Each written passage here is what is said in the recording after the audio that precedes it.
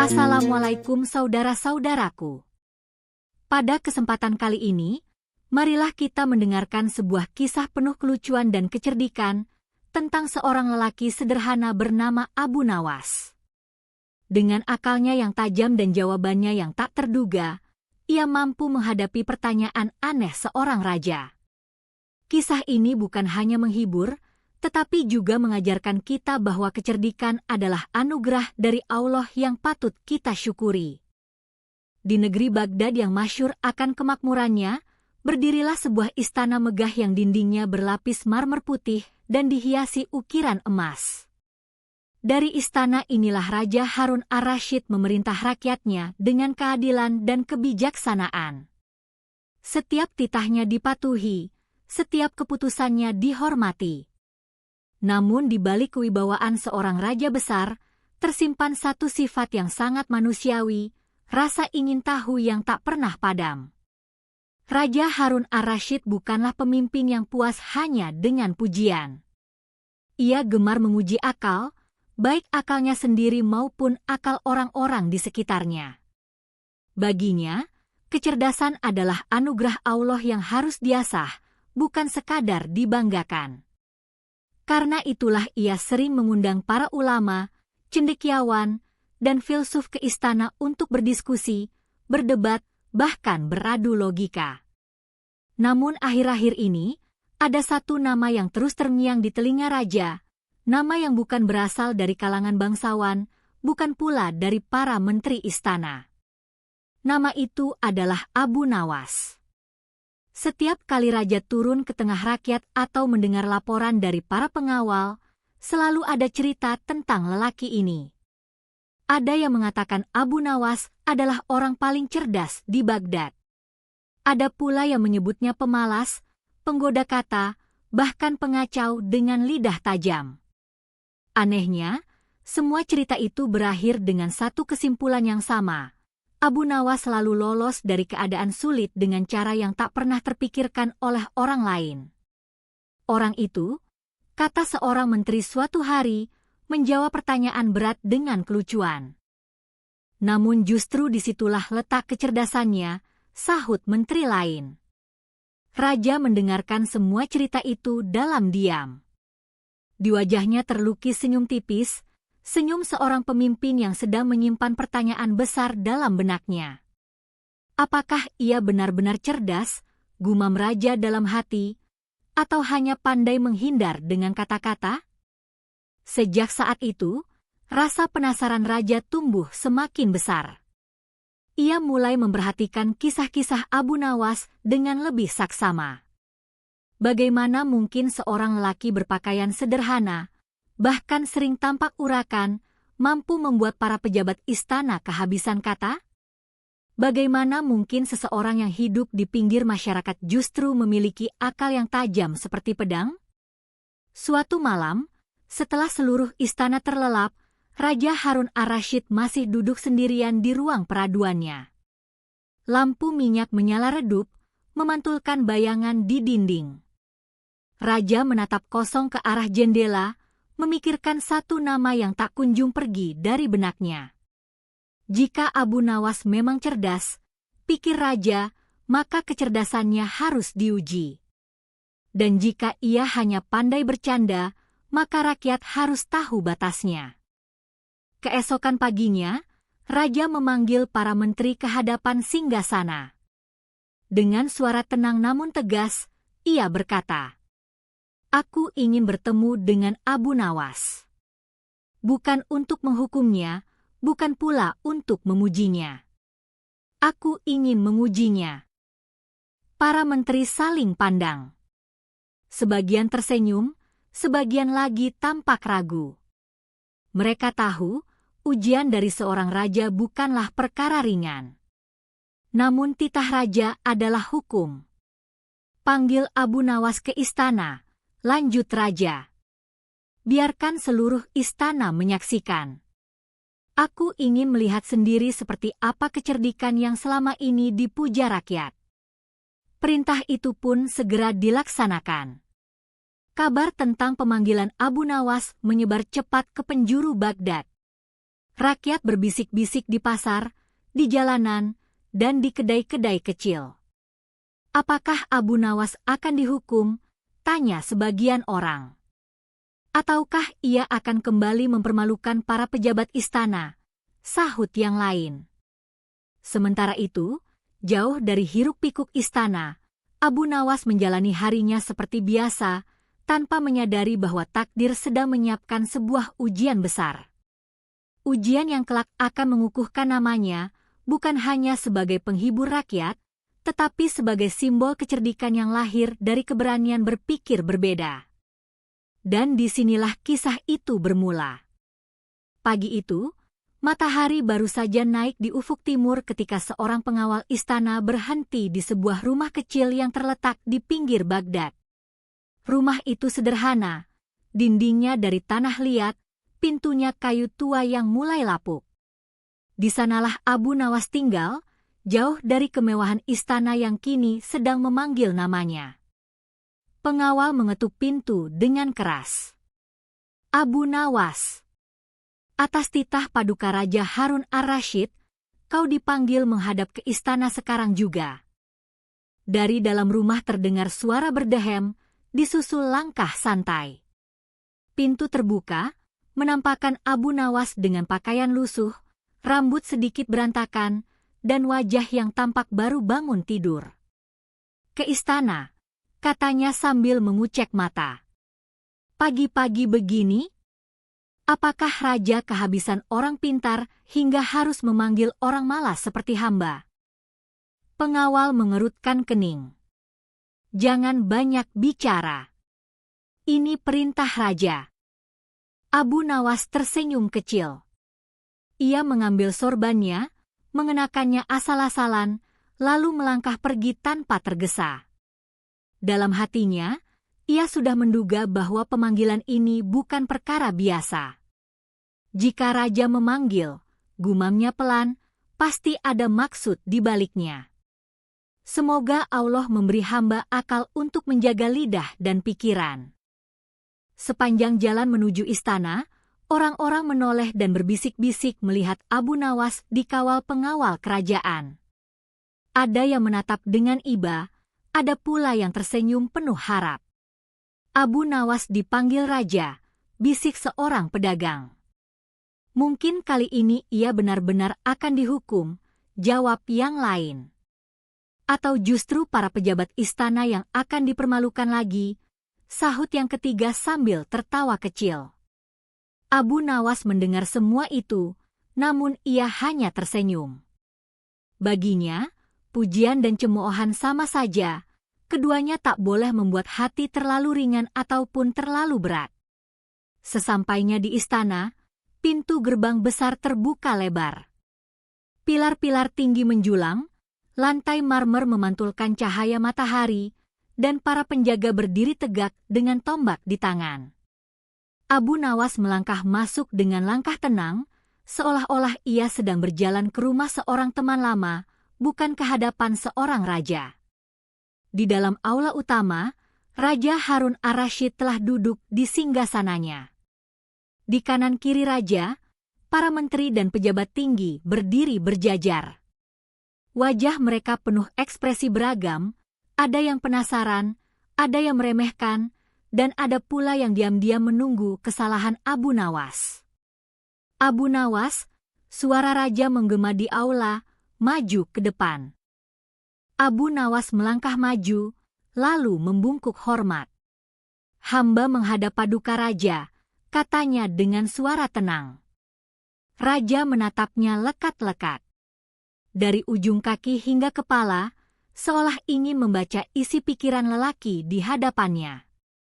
Banyak orang berbicara tentangmu, kata raja perlahan. Ada yang memujimu, ada yang mencelamu. Hari ini aku ingin mendengar sendiri apakah kepintaranmu memang nyata, atau hanya cerita pasar. Abu Nawas tersenyum tipis. Paduka Raja, jawabnya, cerita pasar seringkali dibumbui. Hamba sendiri pun tak tahu apakah hamba ini pintar atau bodoh. Yang hamba tahu, hamba hanya berusaha menggunakan akal yang dititipkan Allah sebaik-baiknya. Beberapa menteri mendengus pelan mendengar jawaban itu. Mereka menganggap Abu Nawas terlalu merendah untuk menutupi kepintarannya atau terlalu licik untuk segera ditebak. Raja mengangkat tangannya, memberi isyarat agar Aula kembali tenang. Aku akan memberimu 3 pertanyaan, katanya. Pertanyaan-pertanyaan ini aneh dan tidak biasa. Jawablah dengan jujur. Jika kau berhasil, aku akan mengakuimu. Jika tidak, kau harus siap menerima akibatnya. Abu Nawas menunduk sejenak. Hamba siap, Paduka. Hidup dan mati hamba pun berada dalam kehendak Allah. Ucapan itu membuat suasana aula semakin tegang. Para menteri saling pandang. Mereka tahu, ujian seorang raja bisa berujung pada hadiah besar atau hukuman berat. Raja bersandar di singgasananya. Tatapannya kini bukan lagi penuh selidik, melainkan penuh minat. Baik, katanya. Bersiaplah. Pertanyaan pertama akan segera kuajukan. Abu Nawas menarik napas dalam-dalam. Wajahnya tetap santai, namun di balik itu, pikirannya bekerja cepat. Ia sadar, setiap kata yang keluar dari mulutnya akan menentukan nasibnya hari itu. Dan ketika raja mengangkat jarinya untuk memulai pertanyaan pertama, seluruh istana menahan napas, tak seorang pun menyadari bahwa sebentar lagi, aula megah itu akan dipenuhi tawa, keheranan, dan pelajaran tentang kecerdikan yang tak biasa. Aula istana yang luas itu mendadak terasa lebih sempit. Para menteri berdiri kaku di tempatnya, para pengawal menggenggam tombak lebih erat, dan seluruh mata tertuju pada Raja Harun ar-Rasyid yang kini mengangkat satu jarinya dengan perlahan. Isyarat itu sederhana, namun cukup untuk membuat jantung banyak orang berdegup lebih cepat. Inilah pertanyaan pertamaku, ujar Raja dengan suara tenang namun penuh wibawa. Katakan padaku, Abu Nawas, berapa banyak bintang yang ada di langit? Sesaat, aula itu benar-benar sunyi. Seolah-olah bahkan napas pun ditahan. Beberapa menteri saling pandang dan tersenyum tipis. Mereka yakin, kali ini Abu Nawas akan kehabisan kata. Pertanyaan tentang jumlah bintang adalah pertanyaan yang bahkan para ahli ilmu falak pun tak berani menjawab dengan pasti. Namun Abu Nawas tidak tampak gelisah.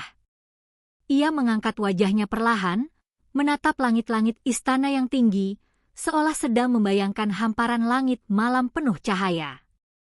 Bibirnya tersenyum kecil, senyum orang yang menemukan jalan keluar di saat orang lain melihat jalan buntu. Paduka Raja, katanya akhirnya, jumlah bintang di langit sama dengan jumlah rambut kuda paduka yang ada di kandang istana. Sejenak terjadi keheningan yang aneh. Lalu terdengar beberapa helaan napas terkejut, disusul bisik-bisik yang cepat menyebar. Sebagian menteri terbelalak, sebagian lainnya mengernyitkan dahi, mencoba memahami maksud jawaban itu. Raja mengangkat alisnya. Jawaban yang menarik, katanya. Namun bagaimana kau bisa begitu yakin? Abu Nawas menunduk hormat. Hamba sangat yakin, Paduka. Jika Paduka ragu, silakan perintahkan orang-orang Paduka untuk menghitung rambut kuda itu satu persatu.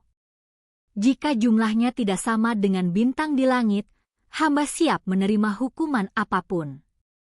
Dan seketika itu juga, aula istana meledak oleh tawa. Tawa yang awalnya tertahan kini tak bisa dibendung. Bahkan beberapa menteri yang sebelumnya meremehkan Abu Nawas tak mampu menahan senyum mereka. Raja Harun ar-Rasyid tertawa cukup lama. Ia menggelengkan kepala pelan. Kau memang licik, katanya sambil tersenyum, namun kecerdikanmu tak bisa disangkal. Setelah tawa mereda, Raja kembali mengangkat jarinya, kali ini jari kedua. Suasana kembali tegang, meski kini ada rasa penasaran yang lebih besar daripada sebelumnya. Baik, kata raja. Sekarang pertanyaan keduaku. Katakan padaku, di mana tepatnya tengah dunia berada? Beberapa menteri langsung menghela napas panjang. Pertanyaan ini tak kalah mustahil. Dunia luas terbentang ke segala arah. Bagaimana mungkin ada satu titik yang bisa disebut sebagai tengahnya? Abu Nawas menatap lantai marmer di bawah kakinya. Ia melangkah satu langkah ke depan, lalu menghentakkan kakinya perlahan, cukup untuk menghasilkan bunyi kecil yang bergema di aula. Disinilah, Paduka, katanya mantap. Di tempat hamba berdiri sekarang. Para hadirin kembali riuh. Ada yang tertawa kecil, ada yang menggelengkan kepala tak percaya. Raja mencondongkan tubuhnya ke depan. Dan bagaimana kau membuktikannya? Tanya raja. Abu Nawas mengangkat wajahnya dengan tenang. Jika Paduka tidak percaya, silakan ukur jarak dari titik ini ke seluruh penjuru dunia. Jika jaraknya tidak sama, maka hamba mengakui bahwa jawaban hamba keliru. Sejenak, raja terdiam. Para menteri pun terdiam. Tak ada satupun yang bisa membantah jawaban itu. Sebab tak seorang pun mampu mengukur dunia, dan tak seorang pun bisa membuktikan sebaliknya. Raja tersenyum lebar. Kali ini senyumnya bukan hanya karena terhibur, melainkan karena kagum. Kau menjawab pertanyaan besar dengan cara yang sederhana, katanya. Itu bukan perkara mudah. Abu Nawas kembali membungkuk. Hamba hanya mencoba melihat persoalan dari sudut yang berbeda, Paduka. Di antara para menteri, mulai tumbuh perasaan campur aduk. Yang awalnya yakin Abu Nawas akan dipermalukan, kini justru merasa khawatir. Dua pertanyaan telah terjawab, dan masing-masing jawaban tak bisa dibantah oleh siapapun. Namun Raja Harun ar-Rasyid belum selesai. Ia bersandar kembali di singgasananya, menatap Abu Nawas dengan sorot mata yang lebih tajam. Ia tahu, pertanyaan terakhir harus benar-benar menguji batas kecerdikan seorang manusia. Abu Nawas merasakan perubahan itu. Ia menarik napas dalam-dalam. Dalam hatinya, ia berdoa agar Allah menuntunnya pada jawaban yang tepat, bukan hanya untuk menyelamatkan dirinya, tetapi juga untuk menjaga kehormatan akal yang dianugerahkan kepadanya. Dan ketika raja perlahan mengangkat jarinya yang ketiga, seluruh aula istana kembali membeku. Semua orang sadar, pertanyaan terakhir inilah yang akan menentukan segalanya. Keheningan menyelimuti aula istana seperti selimut tebal yang menekan dada setiap orang di dalamnya. Tawa yang tadi sempat pecah kini lenyap tanpa sisa. Para menteri berdiri kaku, pengawal menatap lurus ke depan, dan bahkan udara seolah enggan bergerak. Semua mata kini tertuju pada satu sosok, Raja Harun ar-Rasyid, yang perlahan mengangkat jari ketiganya. Inilah pertanyaan terakhirku, ucap raja dengan suara yang lebih rendah, namun justru terdengar semakin berat. Pertanyaan ini tidak menyangkut langit, tidak pula bumi. Katakan padaku, Abu Nawas, apa yang sedang kupikirkan saat ini? Beberapa menteri refleks menahan napas. Ada yang memejamkan mata, ada pula yang menggeleng pelan. Mereka tahu, pertanyaan ini berada di luar jangkauan akal manusia biasa. Mengetahui isi pikiran seorang raja bukan hanya mustahil, tetapi juga berbahaya. Abu Nawas merasakan dadanya mengencang.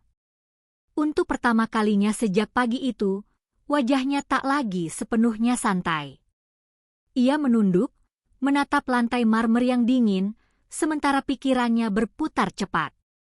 Ia sadar, satu kata yang salah bisa berujung hukuman berat. Isi pikiran manusia, gumamnya dalam hati, hanya diketahui oleh Allah dan pemiliknya. Ia menarik napas panjang. Dalam diam itu, Abu Nawas berdoa. Bukan doa panjang dengan kata-kata indah, melainkan doa singkat yang lahir dari kesadaran akan keterbatasan dirinya. Ya Allah, bisiknya dalam hati, tuntunlah lidah hamba-Mu agar tidak melukai kebenaran. Raja memperhatikan setiap gerak-gerik Abu Nawas. Ia melihat keraguan sekilas di wajah lelaki itu, namun juga melihat sesuatu yang lain, ketenangan yang lahir dari keberanian menerima risiko. Jawablah, kata raja, memecah keheningan. Abu Nawas mengangkat wajahnya perlahan. Tatapannya bertemu dengan tatapan raja. Untuk sesaat, waktu seolah berhenti. Lalu dengan suara yang tenang namun mantap, Abu Nawas berkata, Paduka Raja saat ini sedang berpikir bahwa hamba tidak akan mampu menjawab pertanyaan ini dengan benar. Detik itu juga, aula istana kembali terdiam. Jawaban itu melayang di udara, menunggu nasibnya sendiri. Beberapa menteri membelalakan mata, yang lain tampak panik. Ada yang berpikir Abu Nawas telah lancang, bahkan nekat. Raja Harun ar-Rasyid membeku di singgasananya. Wajahnya sulit dibaca. Sesaat ia terdiam, seolah menimbang jawaban itu dalam pikirannya. Lalu tiba-tiba, Raja tertawa. Tawa itu awalnya kecil, namun semakin lama semakin keras. Ia tertawa hingga pundaknya bergetar, hingga para menteri tak lagi bisa menyembunyikan keterkejutan mereka. Tawa raja menular, dan perlahan seluruh aula kembali dipenuhi suara tawa, lebih riuh dari sebelumnya. Benar, seru raja sambil tertawa. Itulah yang kupikirkan. Para menteri yang tadi tegang kini ikut tertawa, sebagian karena lega, sebagian karena kagum, dan sebagian lagi karena tak percaya dengan apa yang baru saja mereka saksikan. Raja berdiri dari singgasananya.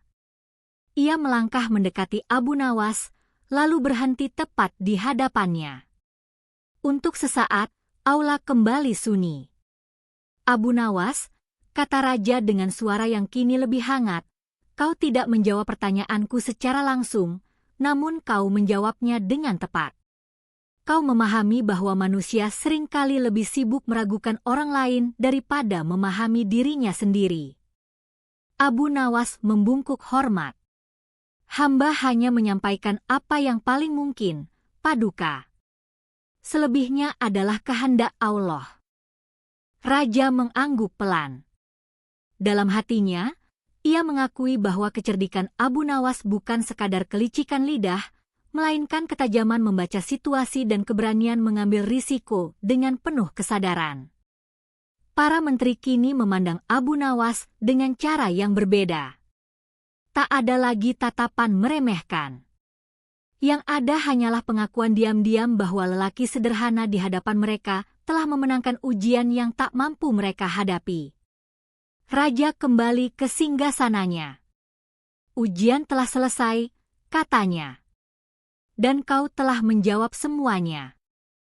Abu Nawas berdiri tegak. Ia tahu, apapun yang terjadi setelah ini, hadiah atau hukuman, ia telah menggunakan akalnya sebaik mungkin. Dan pada saat itulah, semua orang di aula menyadari satu hal, kecerdikan sejati bukanlah kemampuan menjawab semua pertanyaan, melainkan keberanian memahami batas akal manusia dan bersikap bijak di dalamnya. Aula istana perlahan kembali tenang. Tawa yang tadi menggema kini berubah menjadi bisik-bisik penuh kekaguman. Raja Harun ar-Rasyid berdiri tegak di hadapan seluruh pejabat dan rakyat yang diizinkan menyaksikan ujian itu.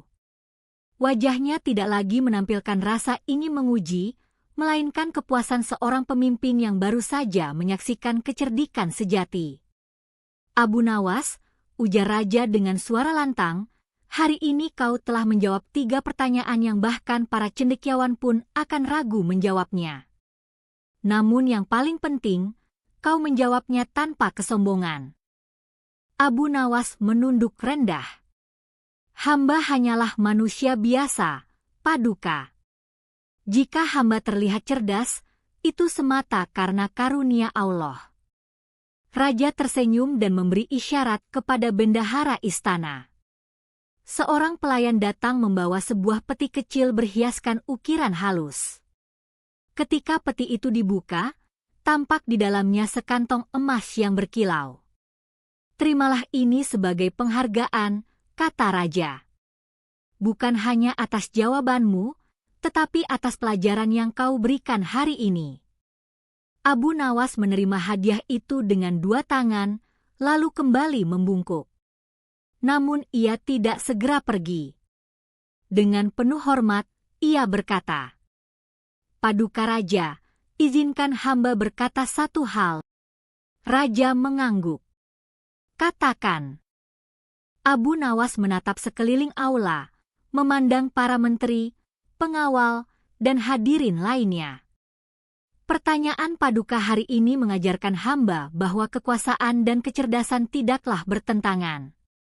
Keduanya justru saling melengkapi jika digunakan dengan bijak. Semoga kita semua selalu dijaga agar tidak terjebak dalam keangkuhan akal. Kata-kata itu membuat beberapa menteri tertunduk. Mereka sadar, sindiran halus itu bukan ditujukan pada siapapun secara langsung, namun cukup kuat untuk menyentuh hati. Raja Harun ar-Rasyid mengangguk pelan. Kau benar, Abu Nawas. Akal tanpa kerendahan hati hanyalah jalan menuju kesesatan. Hari itu, Abu Nawas diizinkan meninggalkan istana dengan kehormatan penuh. Tidak ada pengawalan ketat, tidak ada teriakan perintah. Ia berjalan keluar istana dengan langkah yang sama seperti saat ia masuk, santai, sederhana, dan tanpa beban. Di luar istana, kabar tentang ujian itu telah menyebar cepat. Rakyat menunggu dengan penuh rasa ingin tahu. Ketika Abu Nawas muncul, mereka menyambutnya dengan senyum dan tawa. Bagaimana hasilnya? Tanya seorang pemuda. Apakah kau dihukum? Tanya yang lain. Abu Nawas tersenyum dan mengangkat bahunya. Hamba hanya ditanya, lalu menjawab. Selebihnya urusan Allah. Jawaban itu membuat orang-orang tertawa. Namun di balik tawa itu, tersimpan rasa hormat yang semakin besar. Abu Nawas bukan hanya dikenal sebagai orang lucu, tetapi sebagai seseorang yang mampu berdiri di hadapan kekuasaan tanpa kehilangan akal sehat dan adab. Malam itu, di rumah kecilnya, Abu Nawas duduk sendirian. Ia meletakkan kantong emas di sudut ruangan, lalu memandang langit yang bertabur bintang. Bintang-bintang itu tampak tak terhitung, sama seperti kemungkinan yang diberikan kehidupan kepada manusia yang mau berpikir. Segala puji bagi Allah, gumamnya pelan, yang memberi akal, lalu menguji bagaimana akal itu digunakan. Sejak hari itu, kisah Abu Nawas dan 3 pertanyaan aneh raja menjadi cerita yang diceritakan dari satu mulut ke mulut lain. Anak-anak tertawa mendengarnya, orang dewasa merenung karenanya, dan para pemimpin diingatkan olehnya. Sebab kisah itu mengajarkan satu hal sederhana namun mendalam. Kecerdikan sejati bukanlah kemampuan menjawab semua pertanyaan, melainkan kebijaksanaan dalam menghadapi ketidakpastian dengan akal, adab, dan tawakal. Dan begitulah, Abu Nawas tetap hidup dalam cerita, bukan sebagai orang terpintar di negeri itu, tetapi sebagai orang yang paling bijak menggunakan kepintarannya. Waktu terus berjalan, dan hari demi hari berlalu di negeri Baghdad. Istana tetap megah, singgasana tetap berdiri, dan Raja Harun ar-Rasyid tetap memerintah dengan kebijaksanaan. Namun di antara sekian banyak peristiwa besar kerajaan, kisah tentang Abu Nawas dan 3 pertanyaan aneh itu tak pernah benar-benar dilupakan. Cerita tersebut hidup di kedai-kedai kecil, di pasar yang ramai, dan di rumah-rumah sederhana. Para orang tua menceritakannya kepada anak-anak mereka sebelum tidur, bukan sekadar untuk membuat mereka tertawa, tetapi untuk menanamkan satu pelajaran penting, bahwa akal adalah amanah dan kecerdikan harus berjalan seiring dengan adab. Abu Nawas sendiri kembali menjalani hidupnya seperti biasa. Ia tetap sederhana, tetap jenaka, dan tetap dekat dengan rakyat kecil. Ia tidak berubah menjadi bangsawan, tidak pula sibuk mengejar pujian. Baginya, ujian di istana hanyalah satu episode kehidupan, bukan puncak, bukan pula tujuan. Sesekali, ketika orang-orang memujinya berlebihan, Abu Nawas hanya tersenyum dan berkata, "Akal itu seperti pisau. Ia bisa digunakan untuk memotong roti atau melukai diri sendiri. Semua tergantung siapa yang memegangnya." Kata-kata itu kemudian diingat banyak orang. Bahkan Raja Harun ar-Rasyid pun, di kemudian hari, kerap teringat pada lelaki sederhana yang pernah mengajarinya satu hal penting, bahwa seorang pemimpin tidak hanya diuji oleh kekuasaannya, tetapi juga oleh kesediaannya untuk mendengarkan kebenaran dari siapapun. Maka berakhirlah kisah ini, bukan dengan kemegahan, melainkan dengan kesadaran. Kesadaran bahwa di balik tawa dan kelucuan, selalu ada kebijaksanaan yang menunggu untuk dipahami. Dan selama manusia masih mau berpikir, tersenyum, serta berserah kepada Allah, selama itu pula kisah Abu Nawas akan terus hidup, menjadi pengingat bahwa kecerdikan sejati lahir dari kerendahan hati,